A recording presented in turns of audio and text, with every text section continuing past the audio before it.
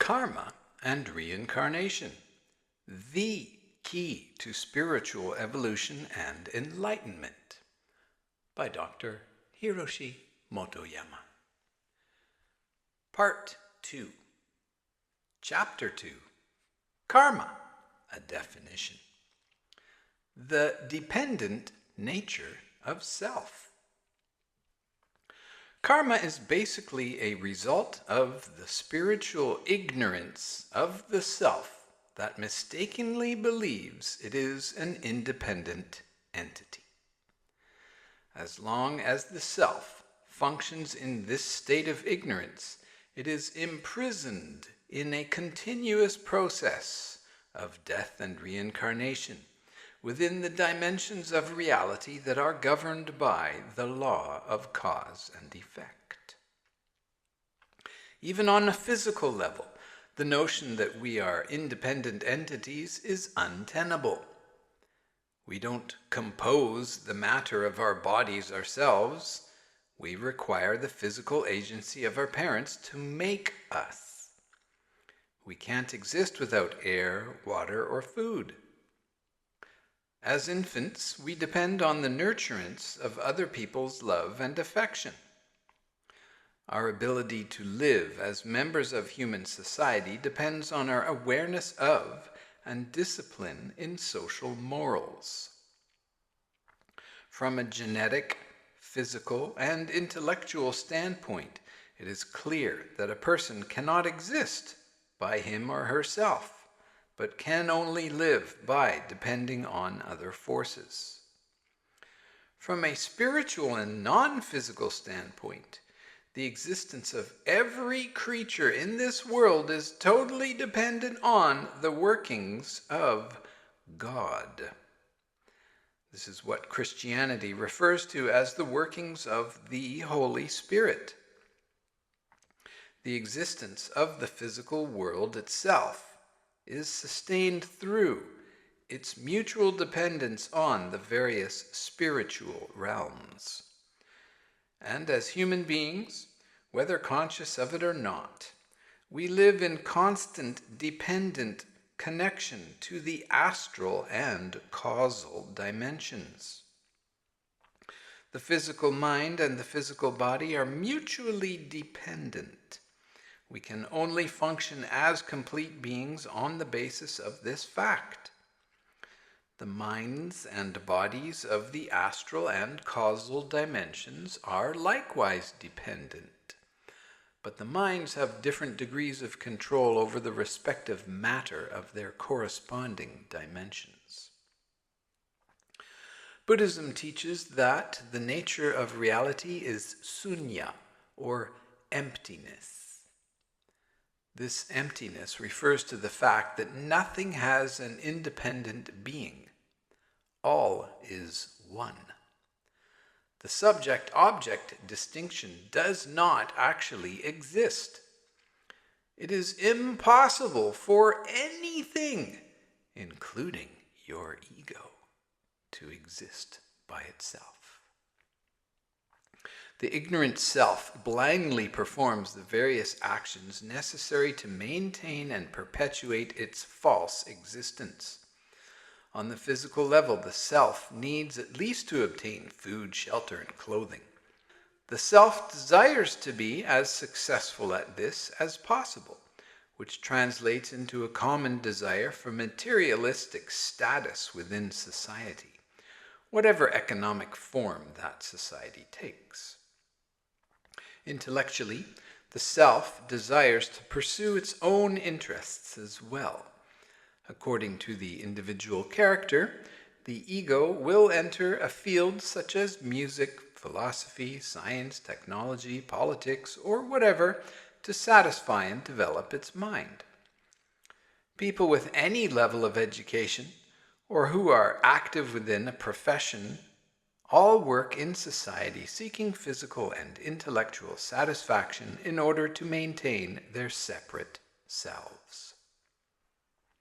An early teaching of Buddhism is that all activity can be categorized into three groups: actions of the body, actions of the mouth, and actions of the mind. If a man, for example, wants to become a musician because he loves music, he requires the three types of action to accomplish his goal. His will to become a musician is an action of the mind. He communicates his desire to others in order to find a teacher. This is an action of the mouth. Then he must practice on his chosen musical instrument by using parts of his physical body. This is an action of the body. Let us suppose that as a result of these three actions, the man succeeds in becoming a good musician, pleases many audiences, establishes himself in society, and gains financial security. His self will have attained the physical satisfaction of food, clothing, and shelter, as well as the mental satisfaction of fulfilling his interests. In his case, everything seems to have gone well.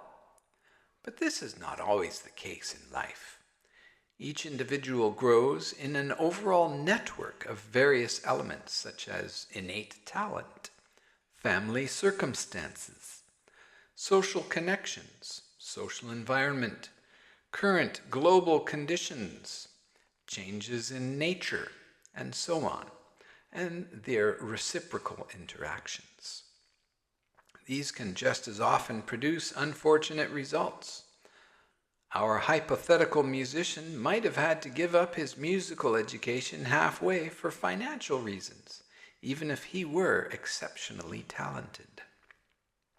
He could have been forced to leave his studies because war broke out, or his country's economy was crippled by a major natural disaster. In such an event, his profession might be considered superfluous.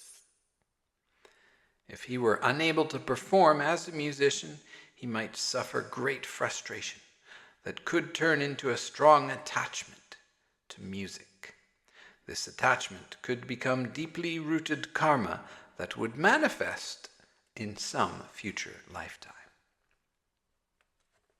Attachment to desire. The human mind has the tendency to form intense attachments. These attachments are the root cause of karma. We supposedly appeared on Earth 2 to 5 million years ago.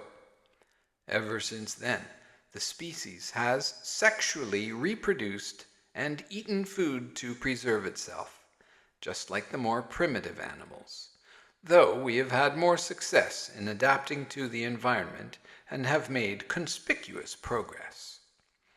But because we still depend on these two physical methods for self-preservation, the human instinct to fulfill them is very powerful. It is very difficult for human beings to control sexual desire. Scandals concerning love affairs never cease to exist in this world. Appetite is another instinctive desire that is difficult to control. Without food, physical functioning cannot be maintained. Feuerbach, the materialist, said, "Man is what he eats." And he is correct as far as the physical body is concerned. Humans eat everything: beef, chickens, snails, snakes, lizards, as well as wheat, rice, vegetables, and so on. We don't hesitate to kill animals for food. We seek to satisfy ourselves without limit whatsoever. We become desperate when threatened with starvation, something made very clear to my generation of Japanese in the aftermath of World War II. Attachment to instinctive desire is a potent karma producer. Attachment to emotion. Attachment to emotion and thought make up the rest of the bulk of karma that defines an individual. We can define emotion in general as the condition of the internal mind. This condition is created by the mind's reaction to diverse stimuli. Emotions are of two types: the transient, and the sustained. The simplest emotions are sensory emotions which are triggered by sensory stimuli such as sound and smell and taste. They are often passionate and at the same time transitory feelings. If your life is suddenly threatened, for example, you feel a mixture of fear, shock, and possibly anger. When the danger passes, you feel great relief and happiness. Passing mood is another example of the transient type of emotion. If it's a beautiful day and you are healthy and unstressed and taking a walk outside, chances are you'll feel great. The second type of emotion is a more sustained feeling that affects the whole being and is often produced in response to lasting cultural phenomenon such as learning, art, or morality. Both these types of emotions are related in that they are varying stages of the internal landscape as it changes in reaction to the diverse stimuli of the outer world. How is it that these emotions cause karma? When we behold a magnificent work of art or hear a glorious piece of music, when we step over the threshold of a majestic cathedral, we may feel a profound sense of awe and happiness. This type of aesthetic sentiment does not in and of itself breed karma, nor does the experience of the transient, passionate emotions. Emotions occur in reaction to general emotional stimuli. You feel enraptured when listening to beautiful music. You turn away from a foul smell or disgusting image. When someone fondles you, you either feel good or your skin crawls, depending on who is doing the fondling. All emotion can be divided into two categories, and those are pleasurable and not pleasurable. As is the nature of all living things, a human being is normally disposed to seek pleasure and avoid pain. And we react to the same stimulus differently according to time and place. A breath of fragrant perfume is refreshing when you are traveling on an underground train jammed full of sweaty people on a summer afternoon. But that same strong fragrance could be offensive when it interferes while you are eating something with a different aroma. Such reactive, temporary emotions do not, in and of themselves, create karma. Karma begins when the emotional pleasure or displeasure produced by a reaction to a stimulus comes to be subjectively differentiated. The emotion produced within individual people to the same stimulus is different. A certain piece of music does not create the same mood in everyone. The smell of incense is relaxing to some and repellent to others. In Japan, we associate the smell of incense with the Buddhist rituals of death. Other places do not. We come to develop enduring emotional patterns of pleasure or displeasure regarding specific objects, fixed emotional expressions of our likes and dislikes. If an object has been fixed in a pleasurable mode, we seek that object. When we encounter it, we are happy, and when we cannot get it, we are unhappy. The fixation of these emotional patterns produces differences between individuals and is a key factor in determining a person's character and disposition. The important fact to us here is that this fixation, whether for the good or for the bad, is what causes karma. Karmically, the most problematic of the emotions are those of the intense, passionate type, such as fear, hatred, and joy. If you are suddenly frightened by something you see, the fear should extinguish when the object frightening you is no longer present. If emotions such as terror, joy, or passion are temporary, they will evaporate when over and leave no karmic strings behind. But if you cling to these emotions, they will accumulate and settle into the deep recesses of your mind, from where they will continue to exert influence on your small self, your ego. If they are embedded firmly enough, they will carry over from one lifetime into another. As with that young phobic boy, stored emotions from the past have the power to affect the present. In my work with mentally ill patients, I have discovered that people suffering from schizophrenia are sometimes people who were involved in murders or other violent deaths in their former lives, the terror of which is the root cause of their present conditions. Similarly, it appears to me that many manic depressives have a tremendous amount of either hate or love attachment stored in them from some previous lifetime. In a lot of these cases, I see lust tightly entwined with these emotions. This seems to be particularly true of depressives, many of whom seem to me to have been hopelessly entangled in love-hate and male-female relationships in former lives, and who, to this day, are also preoccupied with thoughts of sex. These passionate emotions are able to create deep karma because they possess the power to block out reason.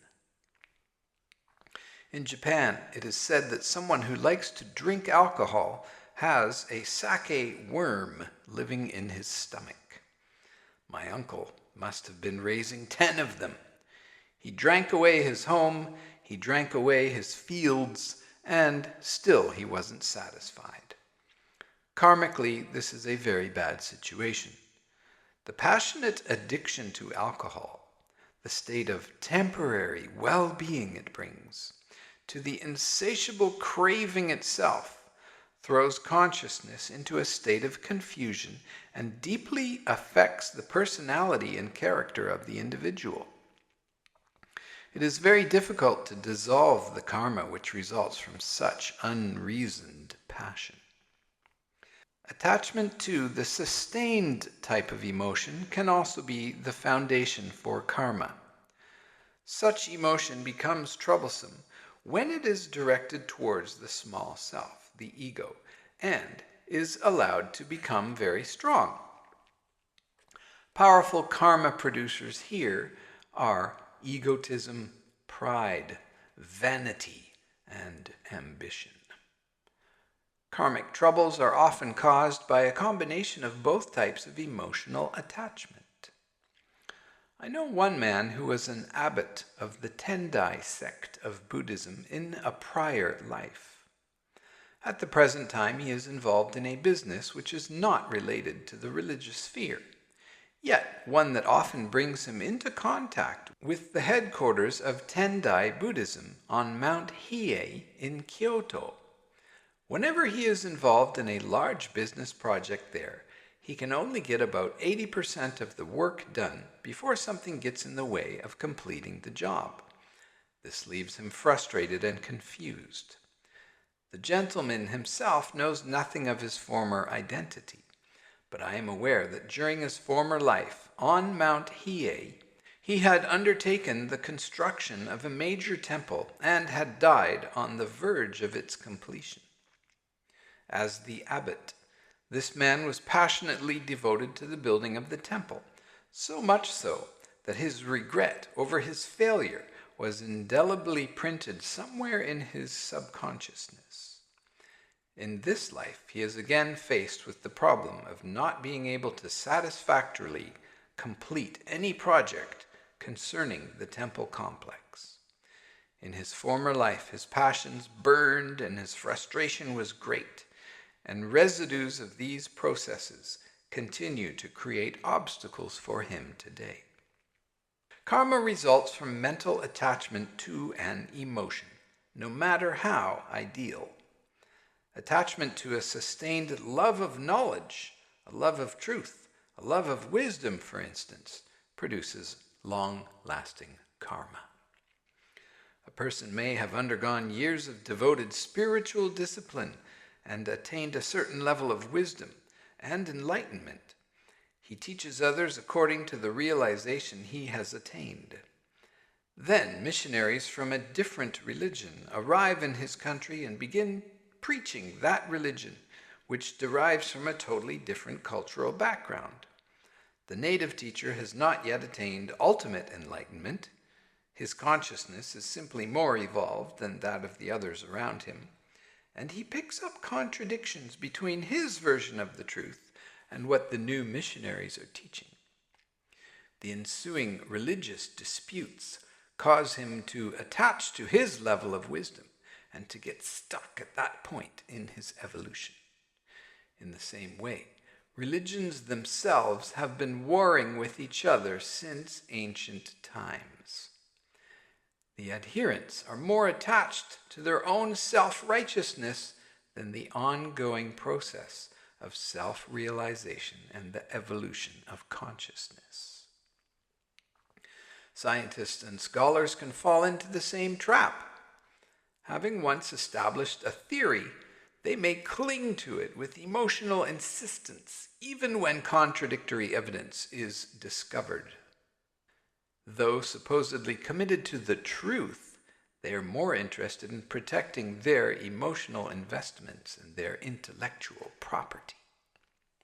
One man I know was a scholar in his former life during the Edo period, from 1600 to 1867 A.D. He was passionately absorbed in his work, but unfortunately died of pulmonary disease in the middle of his research. In this lifetime, he is again an ardent scholar and is suffering from pulmonary disease. But there is a difference between then and now. He is now aware of the conditions of his former life and death and has vowed to dissolve the subsequent karma. Although he is still a devoted scholar, he has transformed his passion into a deep faith in God. Through this process, his frustrations gradually disappeared. He has cut his karmic ties to lung disease, and his present life is running smoothly. Attachment to thought. Attachment to instinctive desire and emotion are two primary factors in the creation of karma. Attachment to thought is a third. The phenomenon of ideation has both a positive and negative aspect. The positive aspect maintains as the faculty of creative thought and imagination. The negative one as ideal fantasy, which in its extreme form manifests as out-and-out delusion. The main difference between ideation and emotion, though both are activities of the mind, is that whereas emotions are simply conditions of the internal mind, ideations and imagination are two modalities of thinking that are linked to the outside world. Both the imagination and fantasy are initially grounded in external reality. Let us examine the mental mechanism involved. Let's say you take a trip somewhere that you thoroughly enjoy. This experience A, if you will, is the sum total of any number of factors: the scenery, the climate, the people you meet, the people you are with, the food you eat. These factors we could label A1, A2, A3. The mind analyzes the experience into these factors and reconstructs the experience one more time within itself.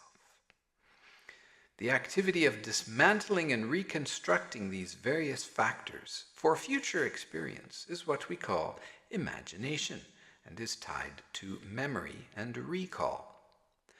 if this reconstruction takes place in relation to reality, and with the purpose that refers to the outside world, the process is one of productive, creative imagination.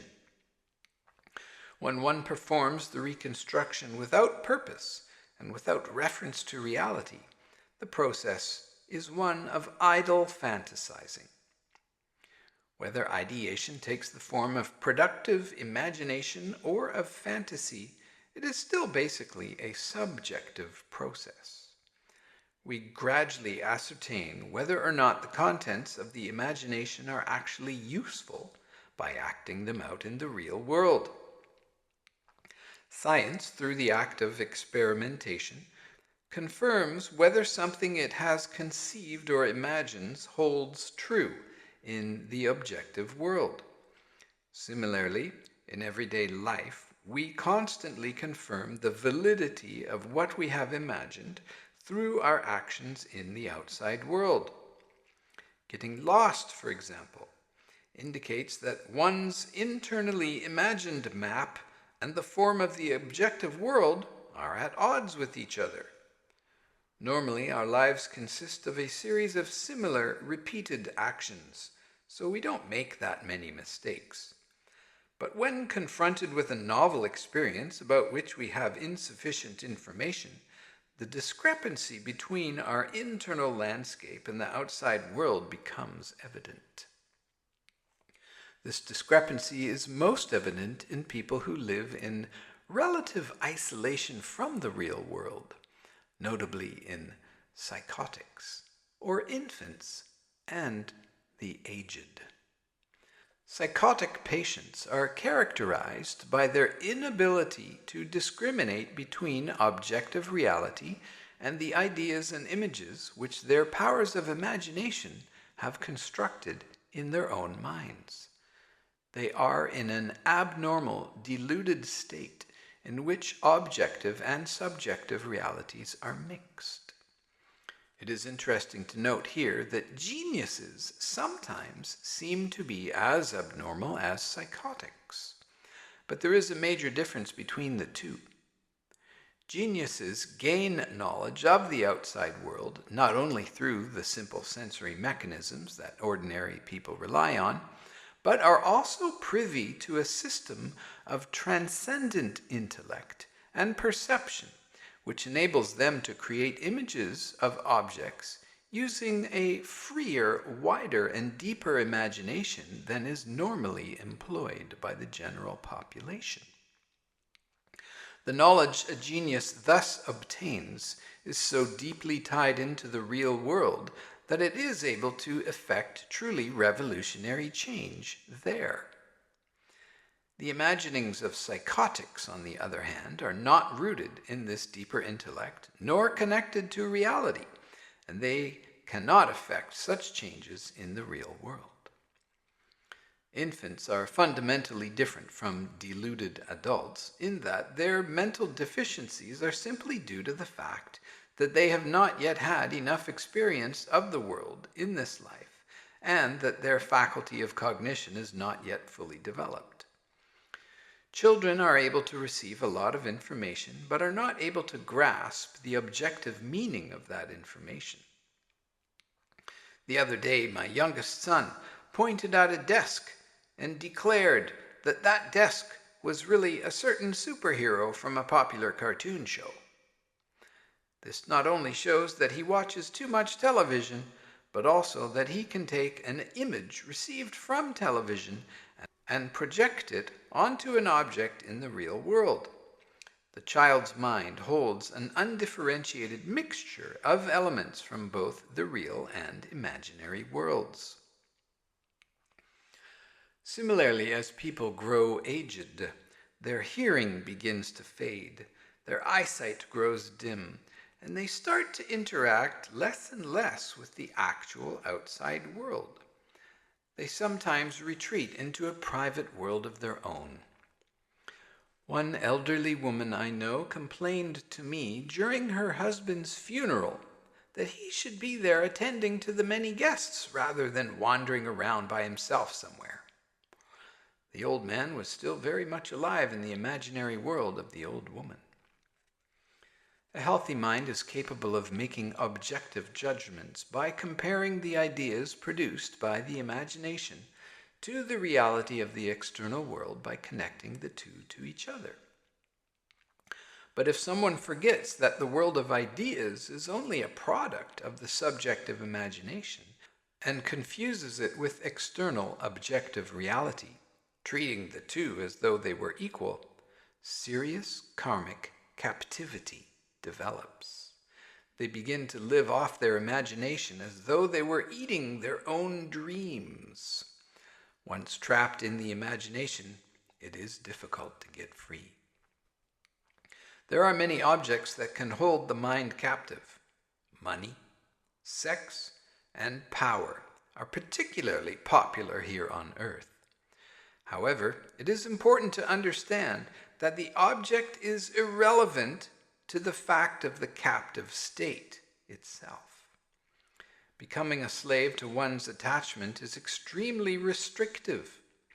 When consciousness is free and relaxed, it can sprout wings and grow large enough to span the heavens. But when it is held captive, it sinks into a dark, deep well where it has absolutely no room to move. It becomes difficult to conceptualize taking even one step away to distance oneself from the situation. All things in the world are ceaselessly changing, and so it is with the human mind. An object, which is now the letter A, will soon become B, or maybe C, or maybe cease to exist altogether. But when the human mind is held captive in one state, it remains the letter A, letter A, letter A. It defies the natural law of change. Imagine a boat flowing along in the current of a river. One man takes a pole and shoves it into the riverbed, trying to halt the action of the boat. What happens? Since it is unreasonable to try to keep the boat still in the midst of the flow, the boat begins to turn in circles around the center point of the pole. Ripples extend outward from the spinning boat to become hindrances to other passing craft. If the state of captivity is very deep, that is, if the pole is entrenched with great force, a whirlpool could ensue.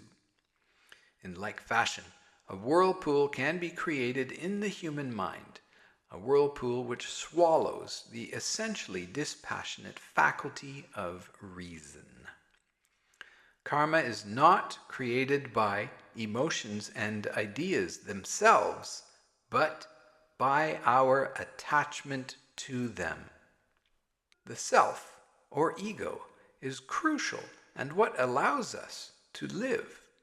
Yet this same self, this ego, erroneously thinks it is a discrete entity that exists in opposition to the rest of existence. The mind works to preserve this self by encasing it in a thick karmic shell that it builds through the process of attachment. Our consciousness is held captive within the restrictive shell of the self, or ego. How do we become free? One way to dissolve karma is through learning detachment. The term for this philosophical approach is non-action within action.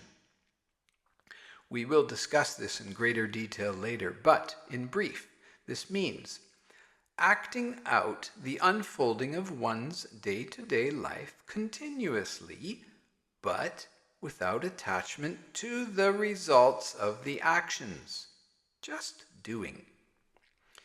It is the consciously working to transcend the self while being the self, through constantly detaching from the smaller self that is the ego, which is bound by desire. This is a very effective way to transcend the world of karma and the ego and make spiritual progress. Chapter 3. The Varieties of Karma. Marital and Family Karma. It is impossible for an individual to manifest on this earth by him or herself. A person is born through parents into a web of immediate social relationships.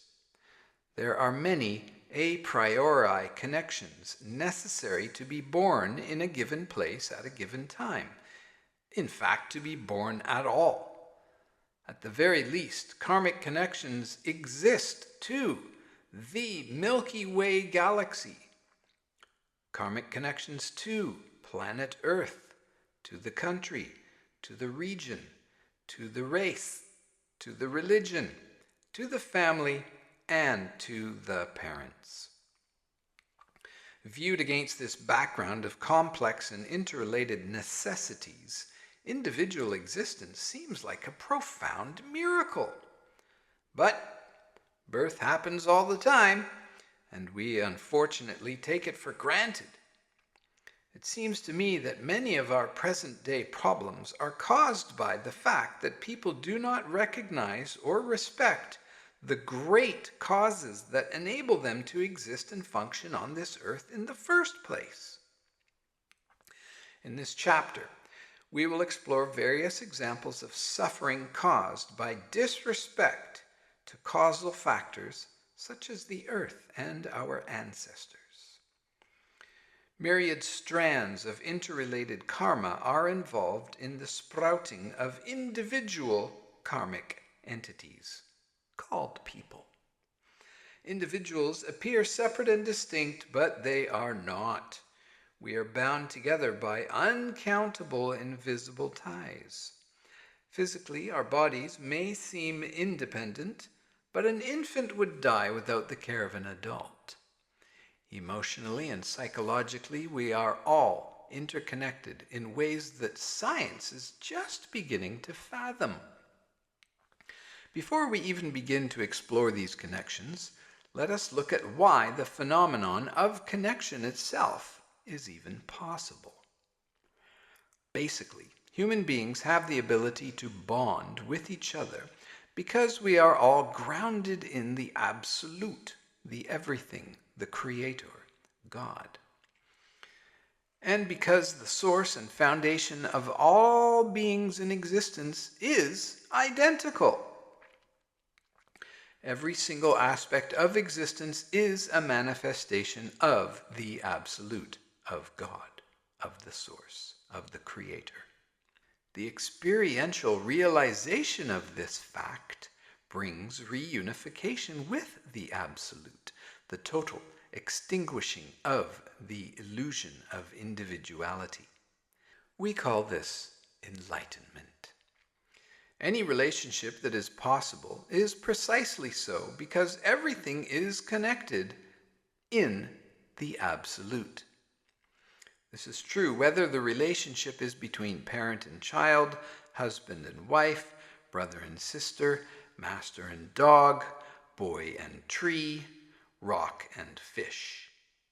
Ultimately, connection already exists between everything that exists. In our individual existences, we discover, create, and dissolve relationships as we learn about the nature of existence and evolve towards a state of transcendence. Without karma, we would not exist. It is a necessary burden, and dissolving it, a great teacher. Karmic bonding between individuals or a human relationship is possible in the physical, astral, and causal dimensions.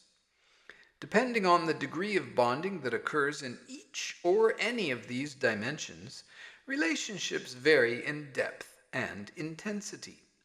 This variation is particularly evident in the sexual and marital bonding, one of the strongest bonds that there is on earth. Marital karma, varieties of bonding. The sexual bonding of two individuals who commit to each other as a couple, usually in the form of a marriage, is the prerequisite to birth and therefore the foundation of family karma. Generally, it can occur in 5 different ways. 1. 2 beings are linked together by the knots of their previous karmic relationship, whether these knots be caused by attachment to their mutual happiness or to their mutual suffering. 2. 2 beings unite in the higher level of their individual spirits, in the causal dimension, a level which always remains in an immaculate condition.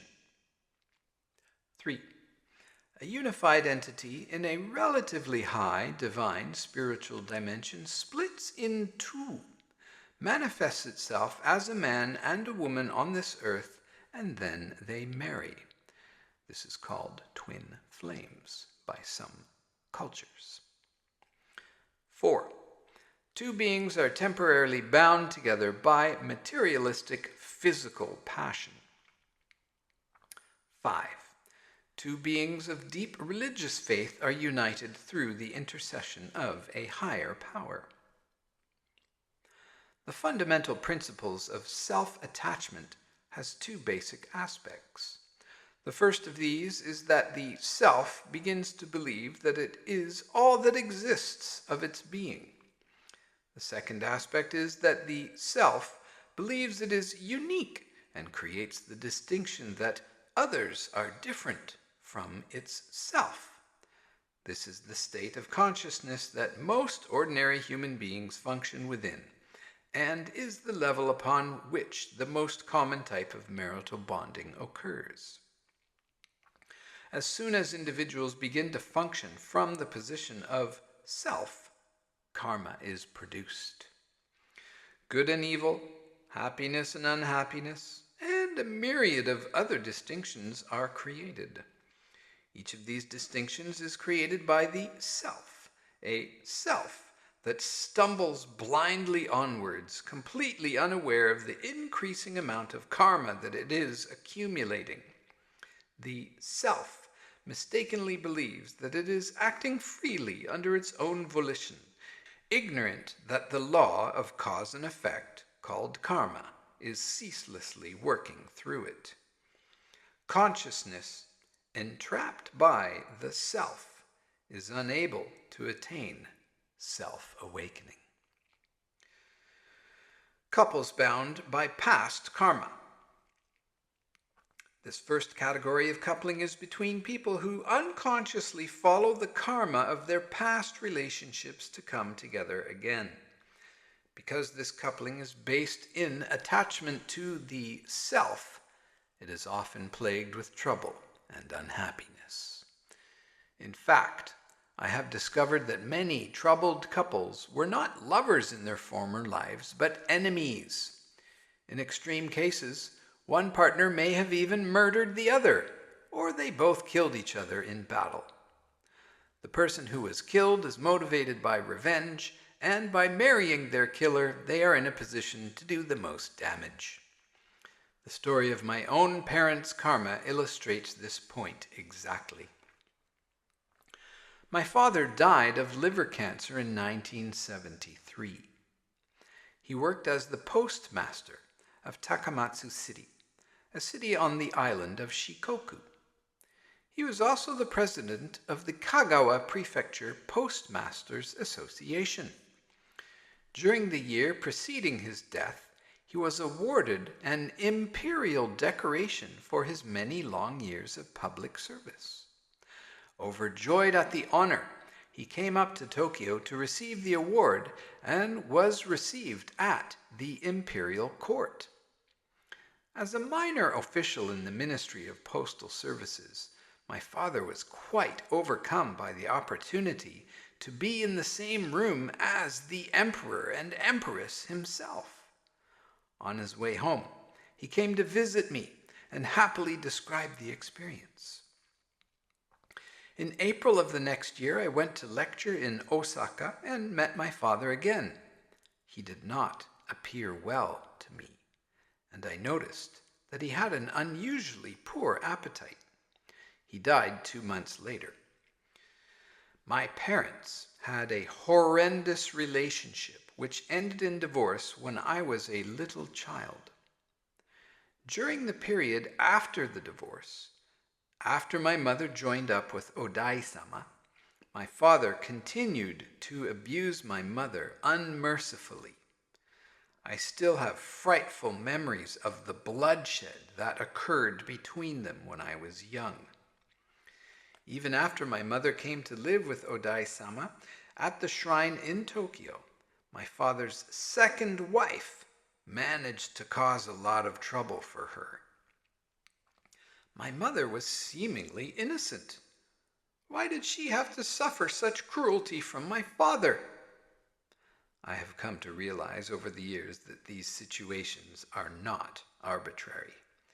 There is a concrete reason hidden in the past.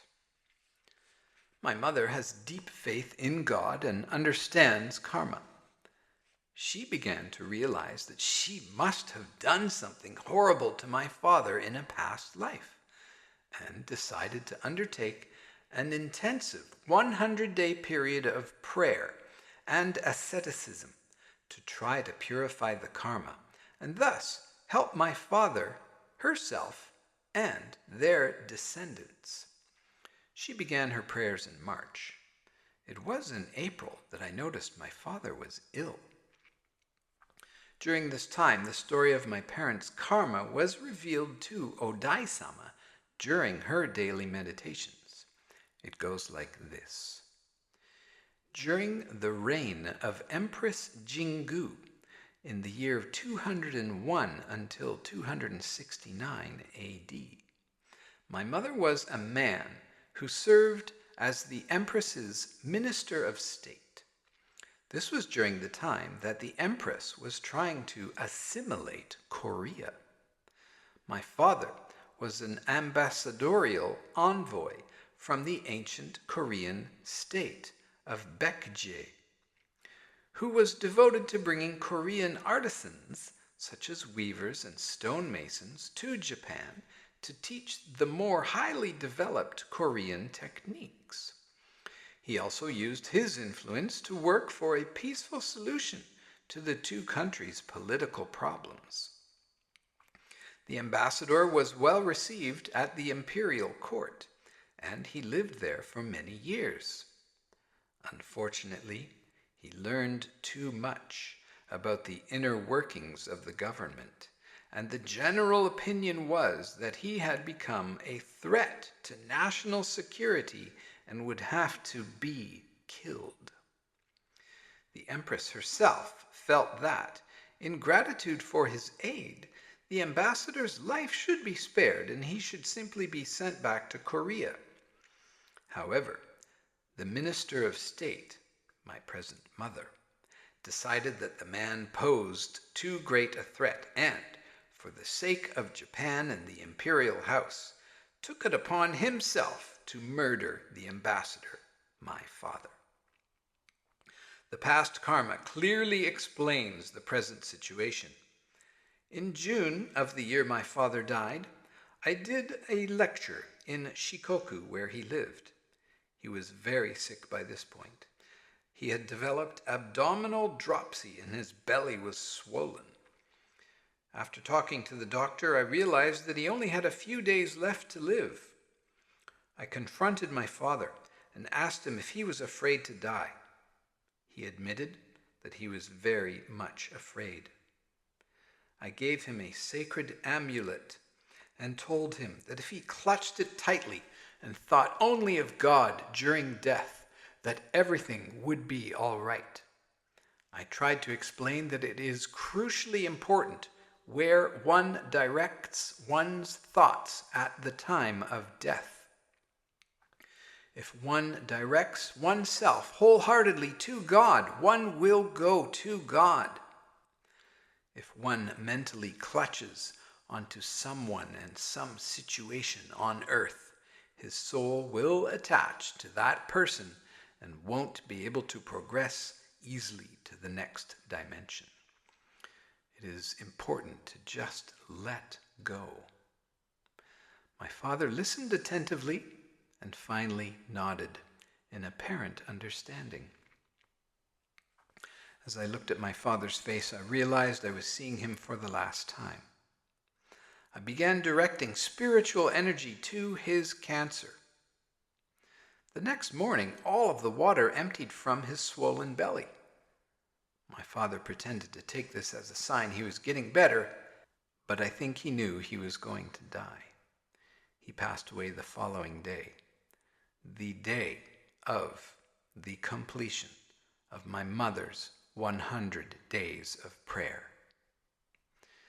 It was as if my father had been ready to die, but was unable to do so until my mother helped to dissolve the karma between them.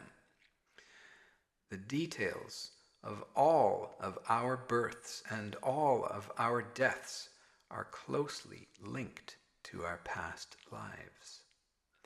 And when a certain karmic knot demands to be dissolved, it has the power to stave off even death for an extended period of time.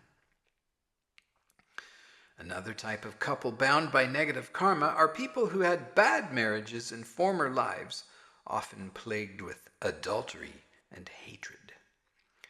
They meet in this one, marry, and their troubles begin again. They have the tendency to continue their futile and unending battles, which often spans many lifetimes. Outsiders wonder what could possibly be holding the two of them together. Actually, although it appears painful, it is usually best for this type of couple to be together, because it is an opportunity for them to dissolve and expand the negative karma between them. A specific karma is not a limitless entity. Once it begins to manifest, it will run its course. It is like the carbonation stored in a bottle of soda. There is a pop when you take off the cap. Then the fizz wears itself out over time.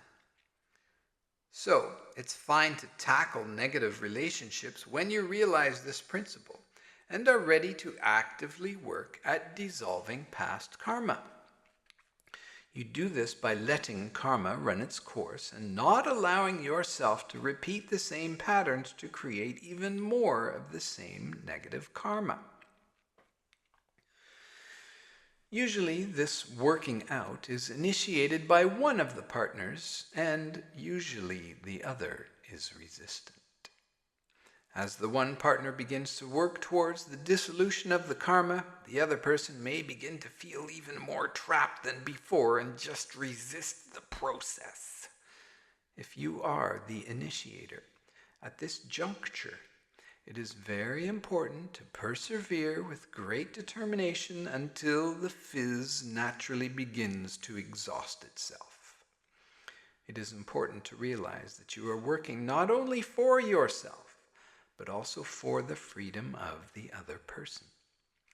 If you work wholeheartedly with the aim of releasing both of you, you have the opportunity to transcend your own ego and purely personal considerations. You gain the ability to see things from the other's perspective. And I assure you, the negative karma will dissolve. Sincere prayer is an effective way to speed your release. Also in this marital category are many happy couples who are bound together by very positive karma from the past. Good things usually begin to happen to them as soon as they find each other again, in the sense that they start getting what they want. These couples have a strong positive association with each other and have, in a sense, built up a backlog of good karma, which manifests when they meet again. The danger for this type of couple is to become attached to their fortunate situation. Positive karma, as well as negative, is not a limitless entity. If this couple simply enjoys the fruits of their past without using the opportunity to work towards mutual spiritual development, the good karma will just peter out. The more attached they are to the continuation of their happiness, the further they move away from God. The reason, again, is because their bonding is grounded in the principle of self-attachment. The more one cherishes the self, the less one is able to put oneself in the position of the other. One acts only to further the self. As this behavior continues, what started out as good karma becomes negative. It is best in this situation to accept the relationship joyfully, but without attachment, and to use it as an opportunity to work towards mutual spiritual growth. Couples bound in the causal dimension. The next category is a type of spiritual bonding. It is when two people are able to connect in the causal dimension, in their higher selves.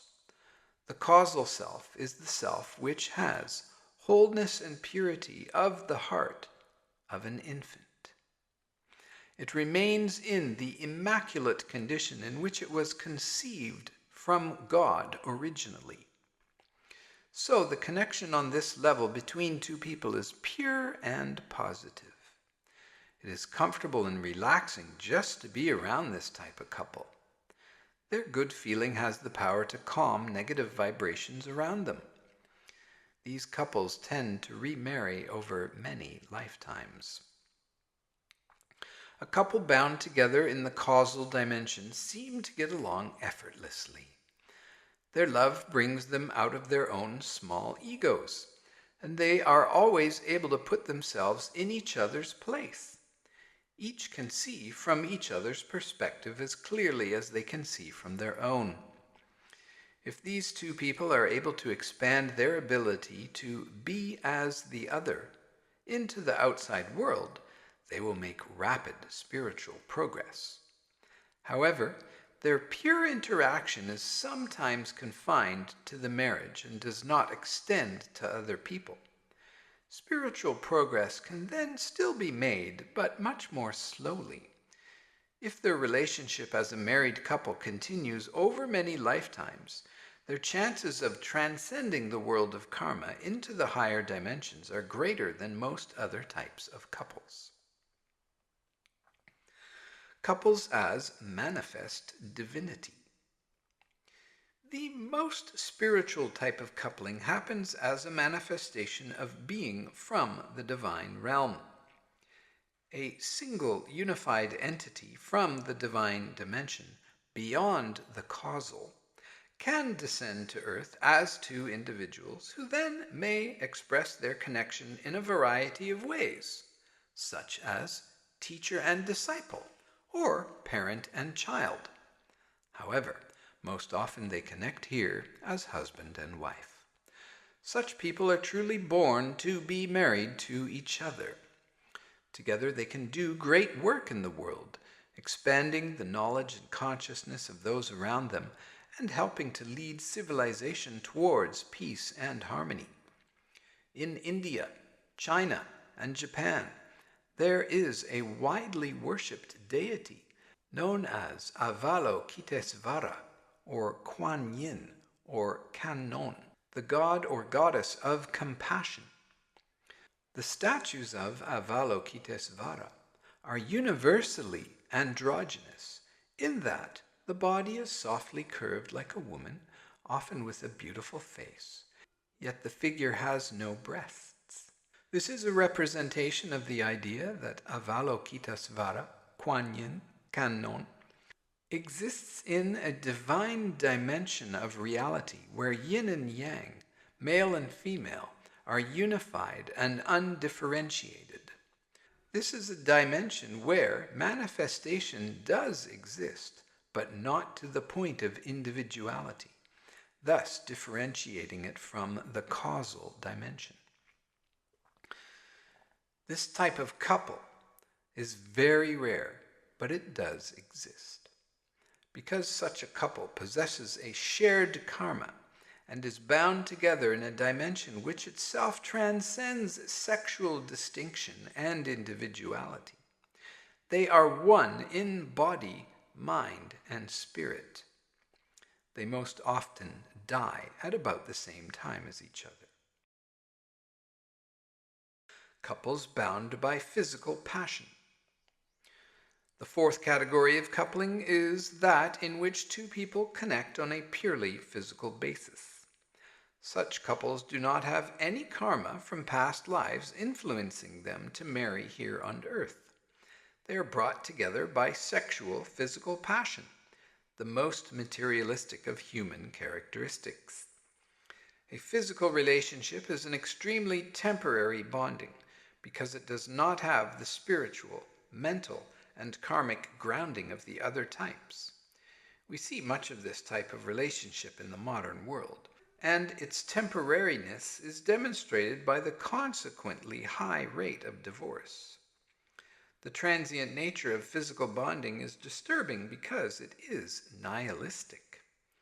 Human flesh doesn't last 100 years, so all connections that have flesh as their main cause are necessarily ephemeral. The more such temporary, ephemeral connections increase, the closer our world moves towards decadence and degeneration. Couples bound by faith. There is one last category of bonding. It is rare, but important, because it is another, but positive, example of bonding that can occur when there is no karma to create it. If there are two individuals who live in a state of profound faith, God may intercede on their behalf to bring them together. This can happen even if they are in no way karmically related. Their faith is all that they share. Their connection is possible again because of the phenomenon of bonding has its ultimate source in the fact that we all share divine origin. All variations spring from this common source. This couple represents a new karmic entity. Once they are brought together, they begin to sow the seeds of new karma. They evidence the fact that not everything is controlled by karma. Human beings can create situations into which God will intercede to produce connections which have not existed before. We do not always have to be slaves to karma. True creation and freedom are possible when we learn how to live in the world of karma without sinking into it. Every moment of life provides us with two choices: to blindly follow the dictates of past karma or create new karma. It is possible to create new karma when you evolve into the dimensions that transcend karma, if you live your life in close relationship to God. Sexual karma, that which brings the male and female together, is very basic and very strong. But sexual differentiation itself is not that important. Whether you are a man or woman is really no big deal, because your causal body is sexless. Sometimes you incarnate in the physical body of a man, and sometimes of a woman. The main factor that determines which it will be is the overriding nature of the attachment that you are experiencing at that point in time. Viewed both karmically and psychologically, attachment to human relationships is more dominantly a female trait, and attachment to outside work is more dominantly a male trait, although both sexes possess each type of attachment.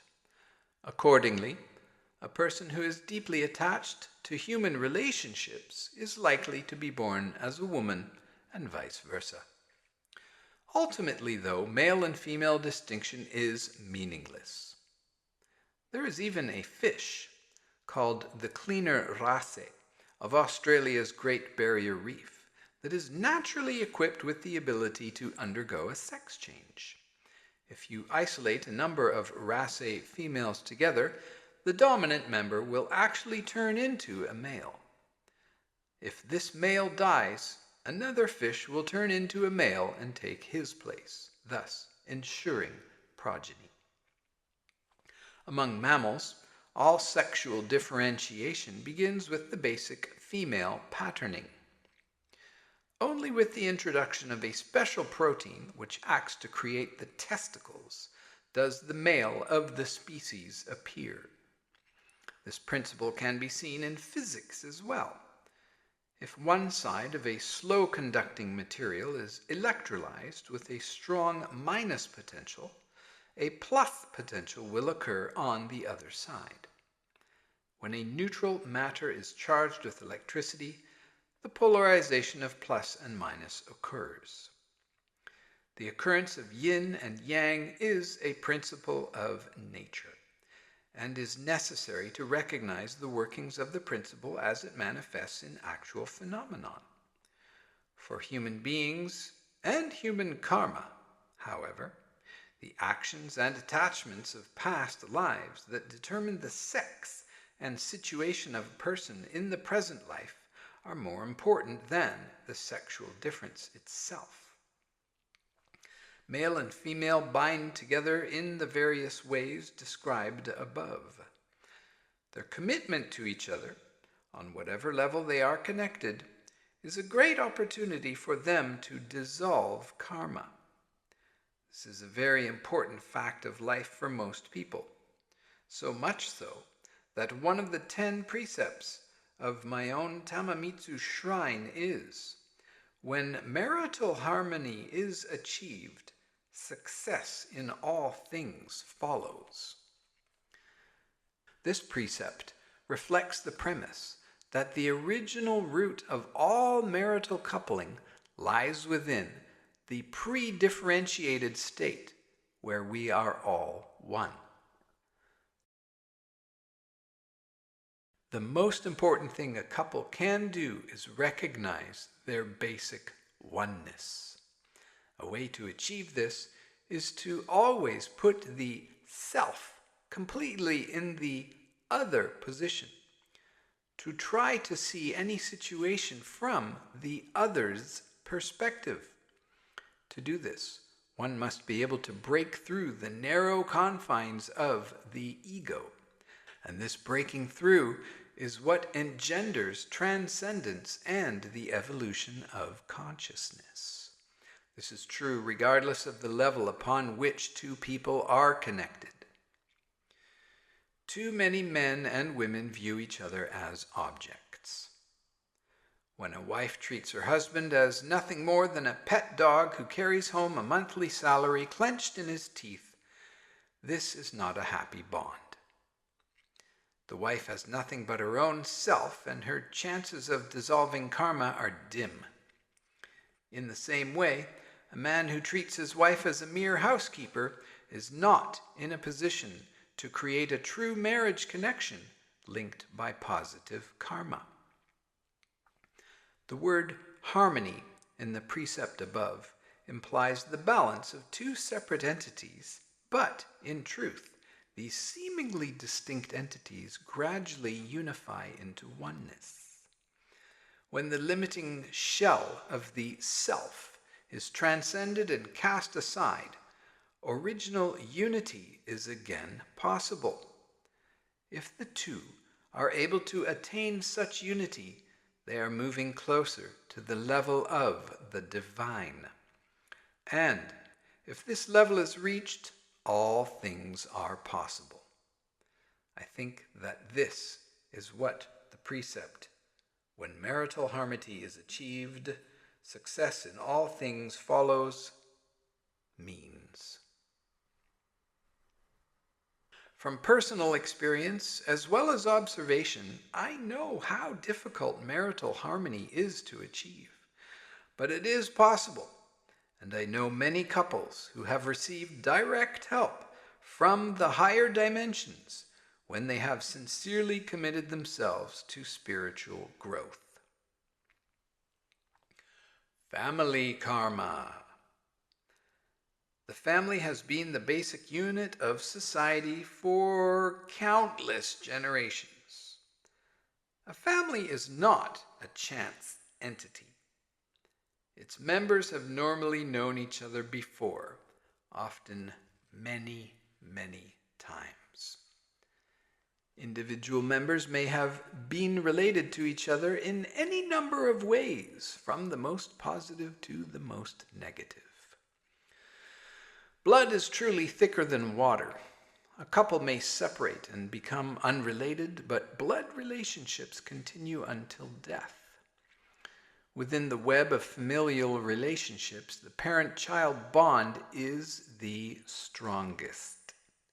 In fact, the relationship between parent and child is often the strongest karma affecting a person in any given lifetime. The parent-child connection manifests as one link in a long chain of ancestral karma that stretches back throughout time. Your link to your family allows you to be born into that specific line. It is a link that needs to be understood and respected. In this modern scientific age, it is very difficult for people to accept the fact that they are responsible to their ancestors, that they are actually liable for their actions of their ancestors if the resulting karma has not yet been dissolved. Many find it absurd to think that the actions of an unknown ancestor hundreds of years ago could possibly have anything to do with what is happening to them today. But time and time again, when investigating someone's karma, I find problems that stretch back many generations. Their spirit is not just an individual entity. It is also part of the family spirit that births and nurtures it. Here is an example that illustrates how people tend to be reborn into a given family. A member of our International Association for Religious Psychology,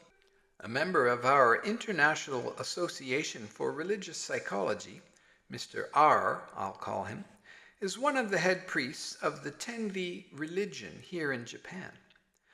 The Tenri religion was founded by a woman named Miki Nakayama in 1838, during a period when Japan was experiencing a huge religious movement that gave birth to many new sects. The Tenri Church has endured and prospered and now has over 2,500,000 members. A number of years ago, Mr. R brought a woman psychic to a retreat that I was leading at Nebukawa.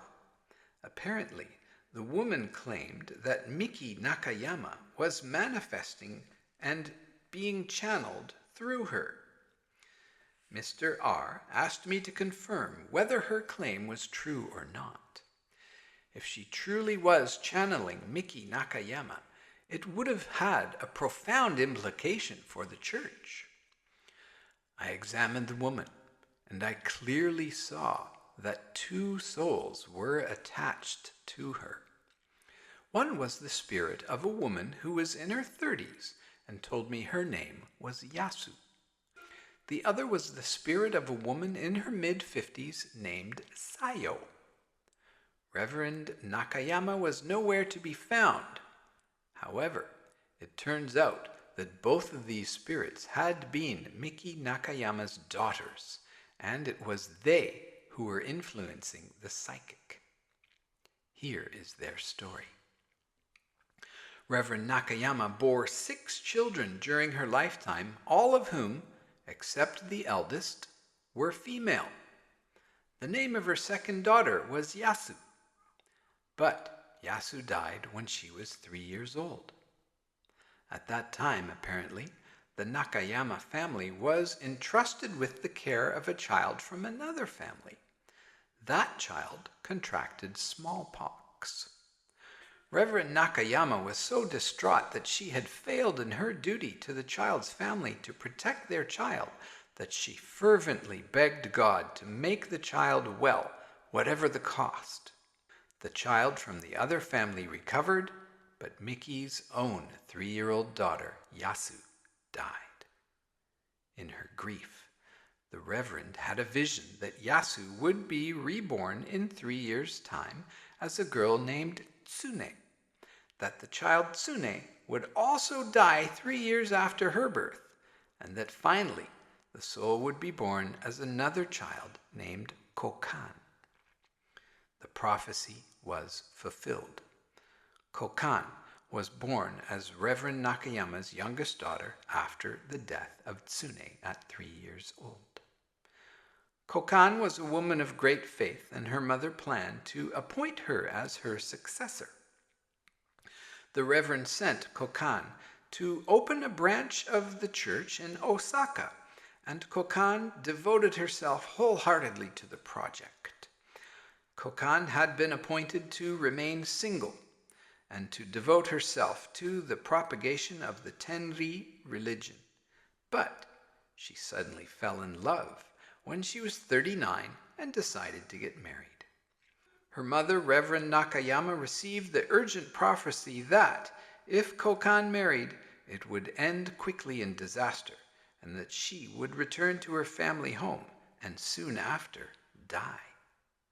Despite her mother's adamant protestations, Kokan stubbornly refused to obey the prophecy. She went ahead and got married anyway. A week after the wedding, she returned, utterly dejected, to her mother's house. 2 weeks later, she died. It is interesting that the spirit I saw had the name of Yasu, but was in her 30s. We see here a combination of astrally manifested facets of a single soul. The soul was born first as Yasu, died at age 3, was born again as Tsune, died again at age 3, and was finally born as Kokan and died at age 39. So the 30ish Yasu I saw was the same soul in the form she had died in at about age 39. Reverend Nakayama's third daughter was named Haru.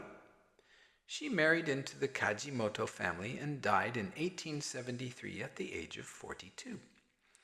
At the time of Haru's death, Miki received the prophecy that this daughter would be reborn as a female into the family named Yamazawa, and that she would again marry into the Kajimoto family. 16 years later, in 1889, the Yamazawa family gave birth to a little girl they named Sayo. She grew up to marry into the Kajimoto family.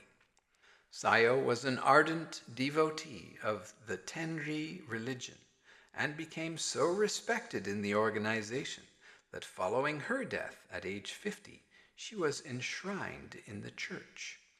The spirit of Sayo is the other spirit I encountered at that class in Nebukawa. One interesting thing about Sayo is that she married into the same family in 2 different incarnations. When you begin to understand the machinations of karma, you realize how important it is to treat your family well. Your daughter-in-law may have previously been a daughter of your own house. Your grandson's wife may have been your husband. The possibilities are endless. One of our shrine members, Mr. M, asked for a spiritual consultation a few months before his first grandchild was to be born. During the consultation, a spirit appeared before me, and I could discern that it was the spirit of Mr. M's second son, who had been born in 1932, but died in 1939 at the age of 7. The young spirit spoke to me in a childish voice and said, "I'm so happy. Something wonderful is going to happen, but I'm not allowed to tell anybody about it yet." I then had a clairvoyant vision of Mr. M, all dressed up in formal wear, holding a boy child in his arms and presenting his grandchild at the shrine.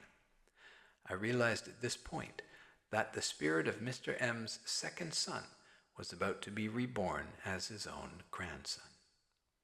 The grandson was born and is now grown. He has always been very close to and taken very good care of his grandfather. Even when he went through his rebellious stages, he would quickly do whatever his grandfather asked of him. Mr. M derived great joy from the boy.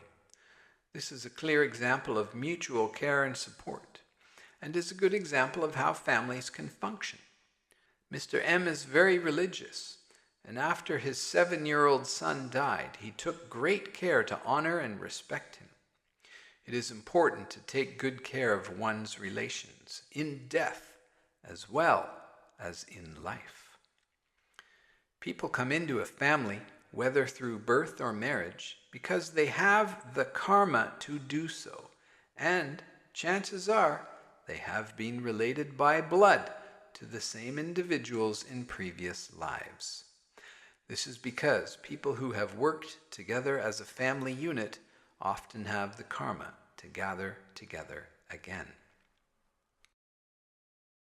The semi-tropical and temperate regions of Asia, including Japan and Korea and parts of China, have been predominantly farming families for thousands of years. Many families have tilled the same soil for generations. In a farming family, survival depends upon the labor of every member, including the children. This often results in a very strong family bond, where the family soul exerts strong control over the affairs of the family members for hundreds and hundreds of years. In Japan, as in these other countries, we have a tradition of ancestor worship. Family lineage are closely protected and known, and many families can trace their exact lineage back over 15 or 20 generations. When someone dies, he or she receives a posthumous name that is inscribed on a memorial tablet. Many people place these tablets on the family altar in their homes and honor them daily. We also have a number of festivals that honor the souls of the dead in Japan. The deeds of an ancestor can create family karma that continues to influence the fate of the family's descendants until the karma is dissolved. For instance, a Mrs. O came to ask me for spiritual consultation because her family's shipping business was in a serious slump. I entered the samadhi state, and with my inner eye saw a large sailing ship that was just about to sink. It was about 80 years prior. The ship's mast had been broken in a storm in the inland sea between Japan and Korea. At the foot of the mast, a young sailor was lying dead at the end of an exhausted effort to save the ship. I became aware that the captain of the ship, who was Mrs. O's grandfather, was responsible for this tragic accident. He had insisted on sailing with a full load, even though bad weather was predicted. The young sailor who died had pleaded with the captain not to leave the port. He was ignored. He died bearing a grudge against the captain, and this was the cause of the curse on the family business. When I spoke to Ms. O, I asked her if any of their ships had been sunk at sea. They certainly had, twice. One was a ship carrying 300 tons of cargo, the other 500. The results of her grandfather's actions were serious because they involved other people's lives. The family karma that resulted was still in effect today. I advised Ms. O to devote heartfelt prayers to the unfortunate young sailor for a period of 200 days in a row, until his suffering soul was liberated. The family shipping business then began to gradually improve and is now very successful again. Conversely, I have seen many people who are suffering present-day problems as a result of angering the spirits of their ancestors. One man came to me because he and his family were suffering terribly from a variety of psychological and emotional problems. The problem started soon after he accepted a high-ranking position in one of Japan's new religions. Upon psychic investigation, I found out that they had donated a large amount of land and other property that had been in the family for many generations to this new church. He was not a particularly well-off man, and in effect had sold his birthright to obtain a position of prominence in the church. The spirit of the former head of the family, the man who had acquired the property and amassed the original fortune, was outraged by the sudden loss of wealth. He was venting his rage on the man and other members of the living family, causing them to suffer the problems they were experiencing. Some of these new religions do wreak havoc with the past.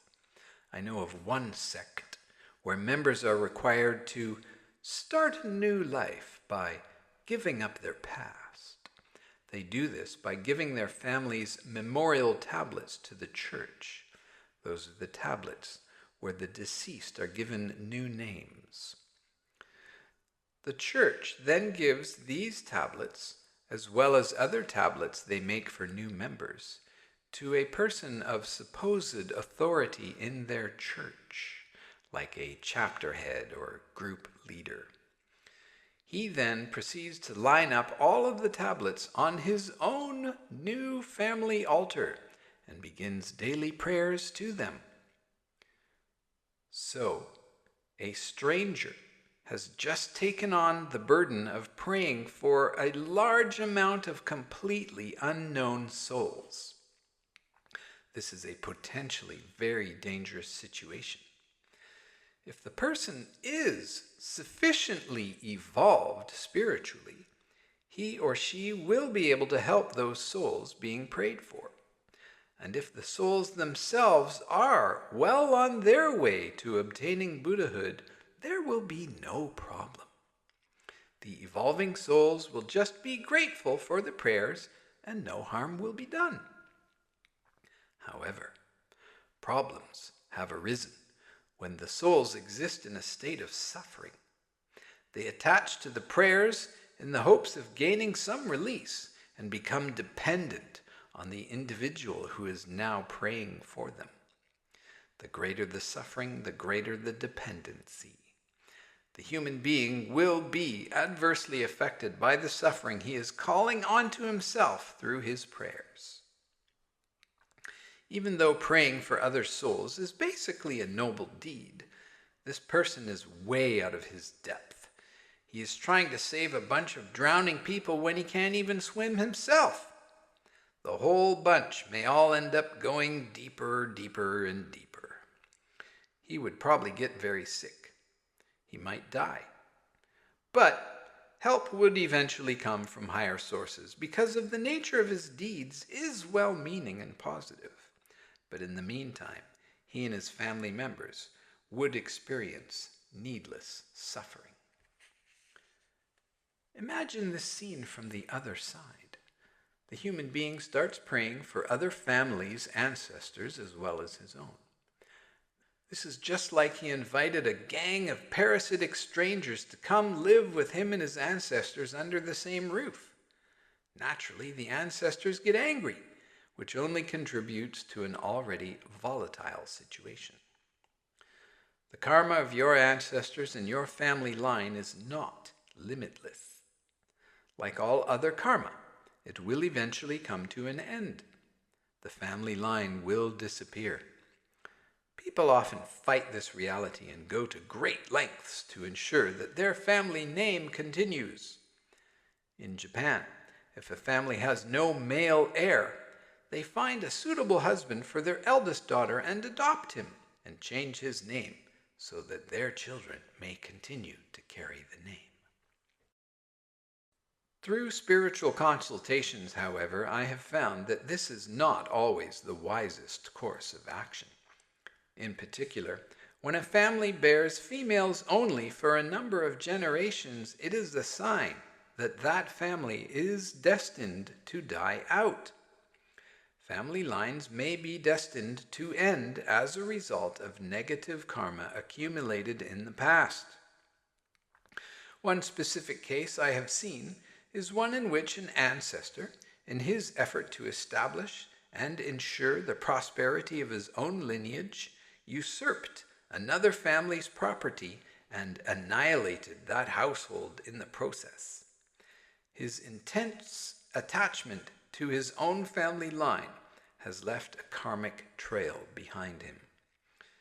Other cases of the end of a family line are often the result of an entangled sexual desire. This is particularly true when a former generation was polygamous. The disharmony in a household where there are a number of wives or concubines can cause much present-day confusion. The conflicts which arose between these women may continue to plague a family for generations. When people come to me who are unknowingly burdened with such a history, they usually report stories of family trouble in their parents' and grandparents' generations. If such negative karma is not dissolved, the family line most usually comes to an end. In our own lives, the relationships we invariably need to do a lot of work with are to our parents and our children.